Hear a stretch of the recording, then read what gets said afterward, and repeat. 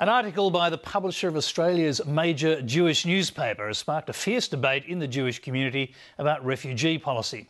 In the piece titled "Curb Your Compassion," Robert McGead argued that the Holocaust experience was generating misplaced sympathy among Jews towards asylum seekers. Hamish Fitzsimmons reports from Melbourne. When Robert McGead crafted his article for the Australian Jewish News, he never foresaw the vehemence of the response from his own community. I think it's absurd. Nothing I've said had anything to do with racial hatred.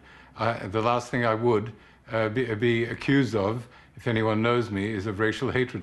He was accused of stoking anti-Muslim sentiment when he warned of an increase in Islamic extremism in Australia if authorities couldn't verify the identities of asylum seekers arriving by boat.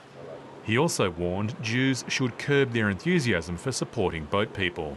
What has happened is that the whole thing is skewed because we see images of people on boats fearing to be drowned, and we feel compassion towards them, but we don't see the people who are waiting many years and who are eligible to come but are prevented from coming as a result of the queue jumping. Jews have been a refugee community. They have been dispersed across many countries and often had to seek refuge. And I think historically, not only have Jews been on the receiving end of seeking asylum, but they've also been at the forefront of defending the human rights of refugees, campaigning for them as they do in Australia today. In the piece, Mr McGead wrote the collective memory of Jews' attempts to escape the Holocaust leads to sympathy for any immigrant, whatever the situation. Of course we should be compassionate, but the compassion should be tempered by reason. And I believe that by expressing my point of view, which is unsympathetic to illegal immigration, that I've trodden on a lot of toes for whom it's a sacred cow. Arnold Zabel is an author and human rights campaigner. He believes Robert McGead would change his opinion if he heard the stories of many of those so-called queue jumpers. I'd invite him to come with me and speak to asylum seekers who have been tortured and traumatised in ways that take me back to what I experienced as a child with a mother who was so severely traumatised by having lost her family during those dark years known as the Holocaust. Mr McGead says people who pay criminals to bring them to Australia are taking the place of others waiting for official approval.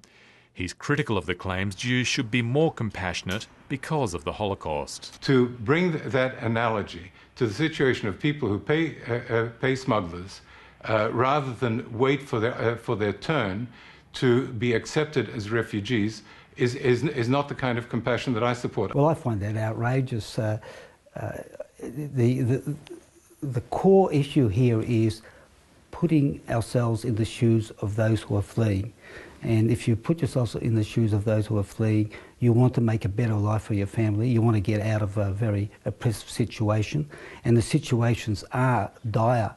Others argue it's exactly their historical experience that makes Jews more accepting of refugees. The experience of the Holocaust bears out the importance of the story of compassion. There are, in the post-Holocaust period, millions of people who are from other countries who've experienced genocide, who've experienced war, who are seeking a life and escaping the prospect of death. And I think that Australia should be receiving as many people as is possible. Hamish Fitzsimmons, Late Line.